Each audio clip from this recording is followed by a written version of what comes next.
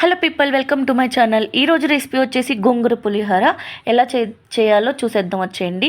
ముందుగా అయితే నేను ఒక ప్యాన్ తీసుకొని దాంట్లో అన్ని హాఫ్ స్పూన్ జీలకర్ర, ఆవాలు, మెంతులు, ఎండుమిర్చి వేసి ఫ్రై చేసుకున్నాను.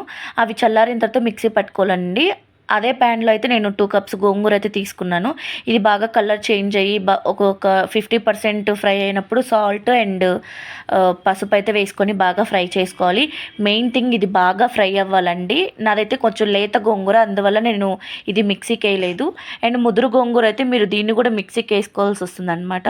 చూడండి, బాగా ఫ్రై అయ్యి ఆయిల్ అనేది సపరేట్ అయినప్పుడు చింతపండు గుజ్జు అయితే వేసుకోవాలి మనం. అది మీరు పులుపుని చూసుకొని వేసుకోండి. అండ్ అది గోంగూర మిక్చర్ అండ్ ఈ చింతపండు పులుసు అనేది రెండు బాగా మిక్స్ అయిపోవాలి. చూడండి, బాగా మిక్స్ అయిపోయి ఆయిల్ కూడా సపరేట్ అయిపోయింది. ఫస్ట్ అయితే నేను చూపించాను కదా, ఫ్రై చేసుకున్నాం మనం ఆవాలు, మెంతులు. ఆ పౌడర్ అయితే వేస్తున్నాను దీంట్లో. వేసేసి బాగా కలుపుకోవాలి ఆయిల్ సపరేట్ అయ్యేంత వరకు. చూడండి, ఇలా అయితే వచ్చేసింది ఫైనల్గా. సో పక్కకు పెట్టేసుకొని రైస్ అయితే ముందే చల్లారి పెట్టేసుకున్నాను.